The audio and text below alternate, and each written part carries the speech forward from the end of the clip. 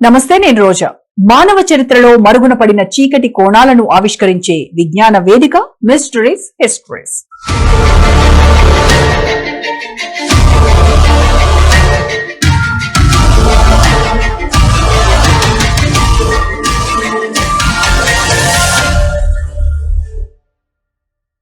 మన దేశంలో పేదరికం అనే పదం ప్రజల జీవితంలో ఒక శాశ్వత నీడలా మిగిలిపోయింది. దేశానికి స్వాతంత్రం వచ్చి 79 ఏళ్లు గడిచినా ఇంకా కోట్లాది మంది ఆకలితో, నిరక్షరాస్యతతో, నిరుద్యోగంతో పోరాడుతున్నారు. కానీ ఈ భారత భూభాగంలో ఒక్క రాష్ట్రం మాత్రం పేదరికాన్ని మూలాల నుండి నిర్మూలించింది. ఆ రాష్ట్రమే కేరళ. ఆ నాయకుడే పినరయి విజయన్. అది పేరుకు దేవభూమి అయినా దేవతలకు మించిన భూమి. సమానత్వం, సమతుల్యతను సాధించిన రాష్ట్రంగా దేశానికి తలమానికంగా నిలిచింది. కేరళ మోడల్ దేశానికి ఆదర్శంగా మారింది. కేరళ సీఎం విజయన్ విజన్ ఇతర నేతలకు ఎందుకు లేదు? ఉన్నా ఎందుకు సాధ్యపడలేదు? సబ్సిడీలు, ఉచితాలు ప్రజలను అభివృద్ధి పథం వైపు నడుపుతాయా? అసలు అభివృద్ధి అంటే ఏంటి? కేరళ మోడల్ దేశానికి ఎంత మేరకు ఆదర్శం అనే విషయాలను ఇవాల్టి మిస్టరీస్ హిస్టరీస్ లో చూద్దాం. మన దేశానికి స్వాతంత్ర్యం వచ్చినప్పుడు మహాత్మా గాంధీ భారతదేశపు ఆత్మ గ్రామాల్లో ఉంటుంది అన్నారు.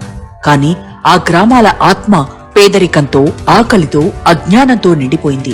స్వాతంత్ర్యం తర్వాత ఎన్నో ప్రభుత్వాలు వచ్చాయి, ఎన్నో నినాదాలు వినిపించాయి.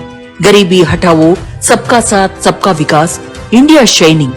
కానీ పేదరికం మాత్రం ఇంకా చాలా మంది భారతీయుల దైనందిన వాస్తవంగా మిగిలింది. ఈ సవాల్ను నిజంగా జయించింది అది దేవభూమిగా పేరుగాంచిన కేరళ. అక్కడి నాయకుడు పినరయి విజయన్ నేతృత్వంలో కేరళ ప్రభుత్వం పేదరిక నిర్మూలనలో ఒక చరిత్ర సృష్టించింది. భారతదేశంలో పేదరికం చాలా రాష్ట్రాలకు ఇప్పటికీ పరిష్కారం కాని సమస్య. అలాంటి సందర్భంలో 2021లో నీతి Aayog multi dimensional poverty index ప్రకారం కేరళలో పేదరిక రేటు కేవలం 0.71% మాత్రమే ఉంది. దేశంలో అతి తక్కువ పేదరికం కలిగిన రాష్ట్రం కేరళ. ఇది దేశంలో మొట్టమొదటి ఎక్స్ట్రీమ్ పావర్టీ ఫ్రీ రాష్ట్రం. ఇది కేవలం గణాంకాలు కాదు, నిజాయితీ గల నాయకుడి దృక్పథం సాధించిన విజయం, ఒక చిత్తశుద్ధి గల నేత సాధించిన ప్రజాస్వామ్య ప్రతిఫలం.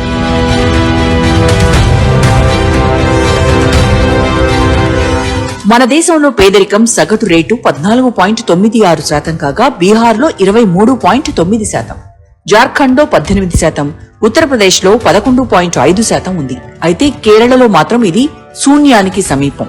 ఈ విజయం ఒక్క రోజులో సాధించింది కాదు, ఇది దశాబ్దాల పాటు సాగిన సమైక్య ప్రజా పాలన, సామాజిక ఉద్యమాల, చిత్తశుద్ధితో కూడిన రాజకీయ ఫలితం.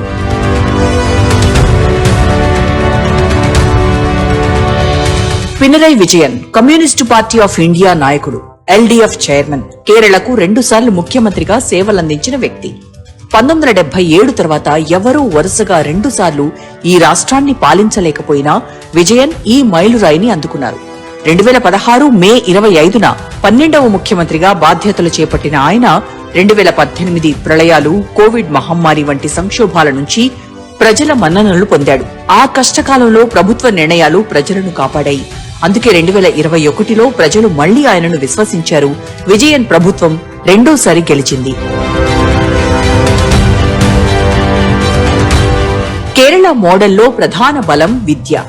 1950ల నుంచి రాష్ట్ర ప్రభుత్వం టోటల్ లిటరసీ ఉద్యమాన్ని ప్రారంభించింది. 1989లో కేరళ భారతదేశంలోనే మొట్టమొదటి 100% అక్షరాస్యత గల రాష్ట్రంగా నిలిచింది. విద్యావంతమైన సమాజం పేదరికాన్ని జయించగలదనే విశ్వాసం కేరళ పాలనకు మార్గదర్శకం అయింది. ఇది కేవలం పాఠశాలల్లోనే కాదు, మహిళల స్వయం సహాయక బృందాలు, సమాజ వేదికలు, గ్రామ సభల ద్వారా కూడా విస్తరించింది. దీని ఫలితంగా మహిళల విద్యా శాతం 98% దాటింది. అది కేవలం కుటుంబాలను మాత్రమే కాదు, ఆర్థిక వ్యవస్థను కూడా మారుస్తుంది.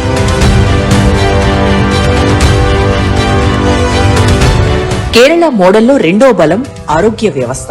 కేరళలో ప్రతి 7,000 మందికి ఒక ప్రాథమిక ఆరోగ్య కేంద్రం ఉంది.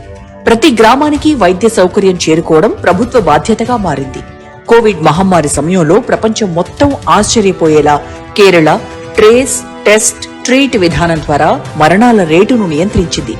కేరళ మోడల్లో మూడో పునాది ప్రజా భాగస్వామ్యం. కేరళలో ప్రతి నిర్ణయం గ్రామ సభల ద్వారా ప్రజలతో పంచుకుంది. పంచాయతీలకు 40% నిధులు కేటాయించబడతాయి. ఇది డీసెంట్రలైజ్డ్ డెమోక్రసీకి ఒక నమూనాగా నిలిచింది.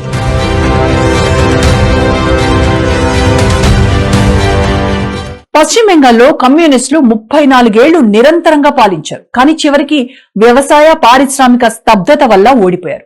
కేరళ మాత్రం ప్రతిసారి అధికారంలోకి వచ్చి తర్వాత ఓడిపోయినా తిరిగి విస్తృత ప్రజాభిమానంతో తిరిగి గెలుస్తూ వచ్చింది. కేరళలో కమ్యూనిస్టు పార్టీ పాలనా చరిత్ర రాష్ట్ర ఆర్థిక మూలాలకు హేతువుగా నిలిచింది. కమ్యూనిస్టులు కేరళలో ఇప్పటి వరకు 7 సార్లు అధికారంలోకి వచ్చారు.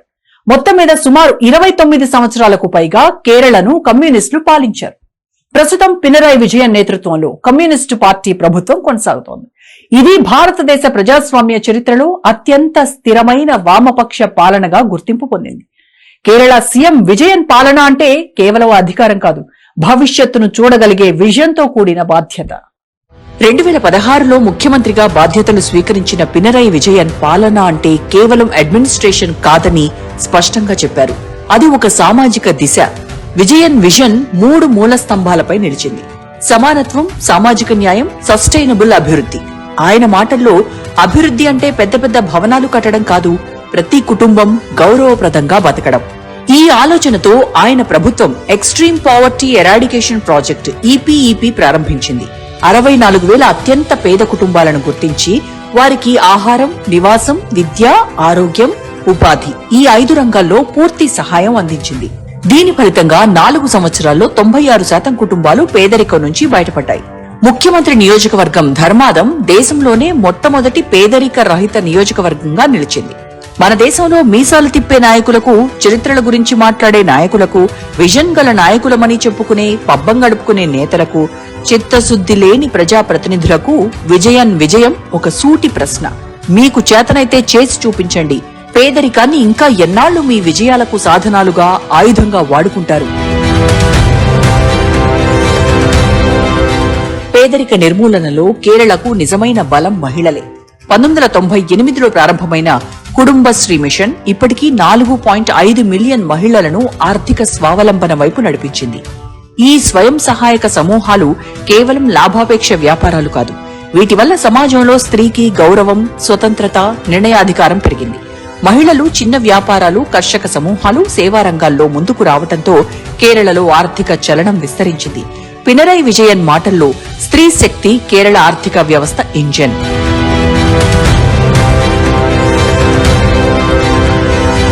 1998లో ప్రారంభమైన కుటుంబశ్రీ మిషన్ కేరళ ఆర్థిక వ్యవస్థకు కొత్త హృదయ స్పందన ఇచ్చింది. కుటుంబశ్రీ అంటే కుటుంబ సబలీకరణ, కానీ వాస్తవానికి ఇది ఒక మహిళా ఆర్థిక విప్లవం. 45 లక్షలకు పైగా మహిళలు ఇందులో సభ్యులు. 3 లక్షల నైబర్హుడ్ గ్రూప్స్ ద్వారా గ్రామం నుంచి నగరం వరకు నెట్వర్క్ ఉంది. స్వయం ఉపాధి, సూక్ష్మ వ్యాపారాలు, వ్యవసాయం, సేవా రంగాల్లో విస్తృత భాగస్వామ్యం ఉంది. కుటుంబశ్రీ సంస్థ ప్రభావంతో ప్రతి పేద కుటుంబం స్థిరమైన ఆదాయం పొందుతోంది. మహిళలు బ్యాంక్ అకౌంట్, రుణం, సేవింగ్స్ లో ప్రత్యక్ష పాత్ర, పేదరికం నిర్మూలనలో ప్రత్యక్ష సహకారం ఉంది. ఒకప్పుడు రేషన్ క్యూలో నిలిచిన మహిళలు ఇప్పుడు వ్యాపారం నడిపే ఎంటర్‌ప్రెన్యూర్స్. ఇది కేరళ మోడల్లో జరిగిన స్త్రీ విప్లవం. కేరళలో విద్యా విప్లవం అంటే అది స్త్రీ విద్యా విప్లవం. 100% అక్షరాస్యతను సాధించిన రాష్ట్రంగా కేరళ నిలిచింది. దాని వెనుక ప్రధాన శక్తి మహిళలే. బాలికల school dropout rate 0.2%. Higher education లో మహిళలు 58% ఉన్నారు. విద్య స్త్రీలను ఆర్థికంగా ఒకరిపై ఆధారపడే వాళ్లుగా కాకుండా స్వతంత్ర నిర్ణయాధికారులుగా మార్చింది. ఈ స్త్రీ శక్తే దేశ అభివృద్ధికి ప్రధాన కారణం. స్త్రీ సెక్స్ సింబల్ గా బానిసగా చూసే ఏ సమాజం అభివృద్ధికి నోచుకోదని కేరళ ప్రభుత్వం అక్షర సత్యంగా నిరూపించింది.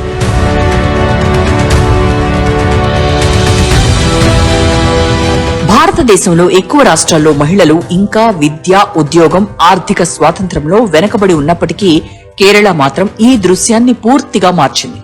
ఇక్కడ మహిళలు కేవలం పాలు పంచుకునేవారు కాదు, అభివృద్ధి యంత్రానికి ఇంజన్ లాంటి శక్తి.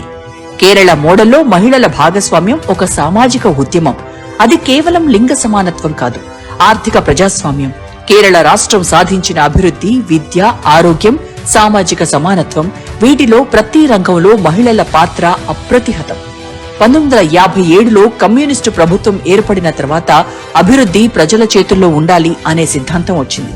ఈ సిద్ధాంతాన్ని వాస్తవం చేసినవి స్త్రీ సమూహాలు, సహకార సంఘాలు, పంచాయతీలు. ప్రజలు ఎంత చైతన్యవంతులవుతారో అక్కడే ప్రజలు సౌకర్యంగా జీవించగలుగుతారు. నేతలు ఎంత నిజాయితీపరులైతే అంత నిజమైన అభివృద్ధికి దారులు పడతాయి. గతంలో ఇందిరాగాంధీ గరీబీ హఠావో నినాదం ఇచ్చింది. అంటే పేదరికాన్ని నిర్మూలించండి. కానీ ఆ నినాదం వాస్తవ జీవితాల్లో ప్రతిఫలించలేదు. పాలనలో దిశ, చిత్తశుద్ధి లేకపోవడం వల్ల అది కేవలం నినాదంగా మిగిలింది.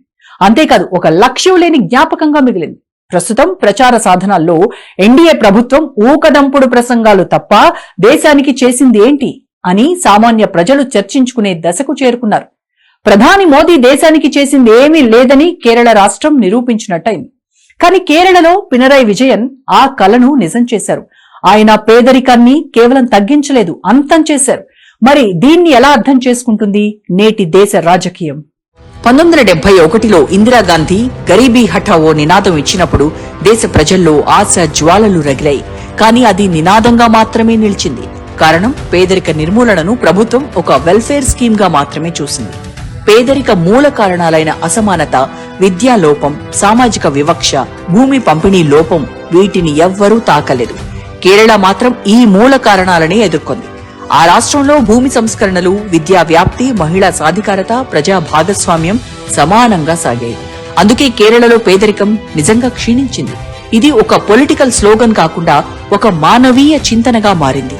నేతల్లో, సంస్థల ప్రగతి సాధనకు, నిజాయితీకి అద్దం పట్టింది.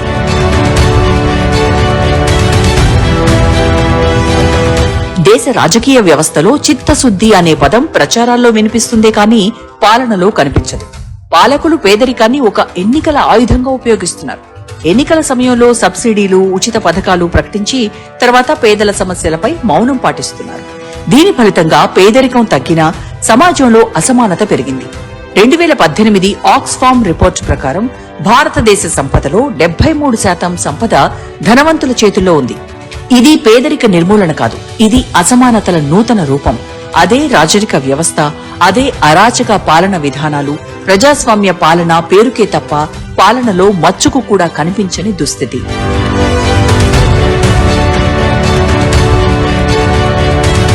ప్రస్తుత ఎన్డీఏ ప్రభుత్వం అభివృద్ధి అనే పదాన్ని తరచుగా వాడుతోంది. తమ పాలనలోనే అభివృద్ధి సాధ్యమని గొప్పలు చెప్పుకుంటుంది. దేశ జీడీపీ పెరిగిందని ప్రజలకు ఊదర కొడుతోంది. కానీ ప్రజల జీవన స్థాయి పెరిగిందా? కరోనా తర్వాత కాలంలో 8 కోట్ల మంది మధ్యతరగతి ప్రజలు పేదరిక రేఖ కిందకి జారిపోయారు. వాళ్ల జీవన విధానం మెరుగుపడేందుకు ఎన్డీఏ ప్రభుత్వం ఏం చేసింది? మహాత్మాగాంధీ జాతీయ గ్రామీణ ఉపాధి హామీ చట్టం 2005లో భారత ప్రభుత్వం ప్రవేశపెట్టింది. దీంతో ప్రతి గ్రామీణ కుటుంబానికి ఒక ఆర్థిక సంవత్సరంలో కనీసం 100 రోజుల వేతన ఉపాధి హామీ ఇచ్చింది. గ్రామీణ పేదలకు వేతన ఆధారిత పనులు కల్పించిందా? వలసను తగ్గించి గ్రామాల్లోనే ఉపాధి అవకాశాలు కల్పించడంలో ఫెయిల్ అయింది. పర్యావరణ పరిరక్షణ, నీటి వనరుల అభివృద్ధి, గ్రామీణ మౌలిక సదుపాయాల నిర్మాణంలో ప్రభుత్వం ఏం చేసింది? మహిళలకు కనీసం 3వ వంతు ఉద్యోగాలు ఇవ్వడానికి ఏ ప్రభుత్వం కృషి చేసింది? అరకొర పనులు కల్పించి వేతనాలు ఆలస్యం చేస్తుంది. రేషన్ స్కీముల్లో లీకేజీలు, ప్రైవేటీకరణతో చిన్న వ్యాపారాలు నాశనం. ఇవే వాస్తవాలు.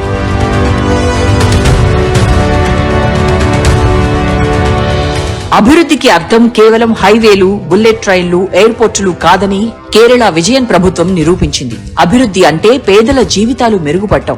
పాలించడం అంటే కుర్చీలపై తిష్టవేయడం కాదు, అధికార దర్పాన్ని ప్రకటించడం కాదు, ప్రజల చేత ప్రజల కొరకు ఎన్నుకోబడిన నాయకులుగా రాజ్యాంగ మాటలను గుర్తు తెచ్చుకుని ప్రజలతో మమేకమవ్వడం, వాళ్ల ఆర్థిక అభివృద్ధికి కృషి చేయడం. నేటి వికాసం అనే పదం ప్రైవేటు మాల్స్, ఇండస్ట్రియల్ పార్కులు, ఆకాశాన్నంటే భవనాలకు మాత్రమే పరిమితమైంది. కానీ పల్లెల్లో రైతు ఇంకా అప్పుల్లో కూరుకుపోతున్నాడు. గ్రామాల్లో మహిళలు ఇంకా రోజువారీ కూలీకే పోతున్నారు. పిల్లలకు పోషకాహారం, విద్య ఇంకా అందని ద్రాక్షే. ఇది అభివృద్ధి కాదు, ఇది వివక్షకు కొత్త రూపం. పినరాయి విజయన్ చెప్పినట్లుగా అభివృద్ధి అంటే అసమానతలు లేని సమాజానికి పునాదులు వేయటం, మొత్తం అభివృద్ధిలోకి రావడం, కొందరి సంపద మాత్రమే పెరగటం కాదని నేటి కేరళ ప్రభుత్వం నిరూపించింది. కేరళ మోడల్ ఇప్పుడు ప్రపంచ bank, united national development programme వంటి సంస్థలకు ఒక పాఠమైంది. సస్టైనబుల్ డెవలప్మెంట్ గోల్స్ లో కేరళ మొదటి స్థానంలో ఉంది. పేదరికం 0.7% తగ్గింది. విద్య 100%. ఆరోగ్య సేవలు అత్యుత్తమం. మహిళల ఉద్యోగ భాగస్వామ్యం 52%. ఈ సమతుల అభివృద్ధి మోడల్ దేశానికి ఆదర్శం. ఇది దేశానికి కావాల్సింది. సమానత్వం, చిత్తశుద్ధి ఉంటే పేదరిక నిర్మూలన అసాధ్యం కాదు అని కేరళ సీఎం విజయన్ ప్రభుత్వం నిరూపించింది. ఈ అద్భుతాన్ని సాధించడంలో కేరళ విజయ రహస్యం ఏంటో ఇప్పుడు చూద్దాం. 100%. ఆరోగ్య సదుపాయాలు అత్యుత్తమం. మహిళా సాధికారత ఉన్నత స్థాయిలో ఉంది. అది కమ్యూనిస్ట్ మోడల్ కాదు, అది హ్యూమనిస్టిక్ మోడల్. ప్రజల కోసం, ప్రజల చేత, ప్రజలతో సాగిన పాలన. ఇది పాలకులు నేర్చుకోవాల్సిన పాఠం. భారతదేశం విస్తారమైన భిన్నత్వాల దేశం. కానీ ఈ భిన్నత్వాల మధ్య కేరళ ఒక ప్రత్యేక ఉదాహరణగా నిలుస్తోంది. అభివృద్ధి అంటే కేవలం భవనాలు, హైవేలు లేదా కార్పొరేట్ లాభాలు కాదు అని, మానవ జీవితమే అసలైన పెట్టుబడి అని ఈ రాష్ట్రం నిరూపించింది. ఒక రాష్ట్రం అక్షరాస్యత, ఆరోగ్యం, మహిళా సాధికారత, సామాజిక న్యాయం అనే 4 స్తంభాల మీద నిలిస్తే దాని ఆర్థిక వ్యవస్థ కూడా స్వయంగా ఎదుగుతుంది. కమ్యూనిస్టు సిద్ధాంతం కానీ, సెక్యులర్ విలువలు కానీ ఇక్కడ రాజకీయ నినాదాలు కాదు. ప్రజా ప్రయోజనాలు ప్రధాన ఎజెండా. దేశమంతటా నినాదాలు మారుతున్నా కేరళ మాత్రం మానవ గౌరవం అనే విలువను మారనివ్వలేదు. అది ఈ మోడల్ గుండె చప్పుడు. అందుకే నేడు ప్రపంచం కేరళను చూసి నేర్చుకుంటోంది. అభివృద్ధి అంటే ఎవరి కోసం, ఎవరితో కలిసి, ఎంత దూరం? ఈ 3 ప్రశ్నలకు కేరళ ఇచ్చిన సమాధానం భారతదేశ భవిష్యత్తుకి మార్గదర్శకంగా నిలుస్తోంది. కేరళ మోడల్ అనేది ఒక ప్రాంతం అభివృద్ధి కాదు, ఒక దేశం ఎలా మానవ కేంద్రంగా పయనించాలో చూపిన జాతీయ దిక్సూచి. Don't forget to like, subscribe and share the videos.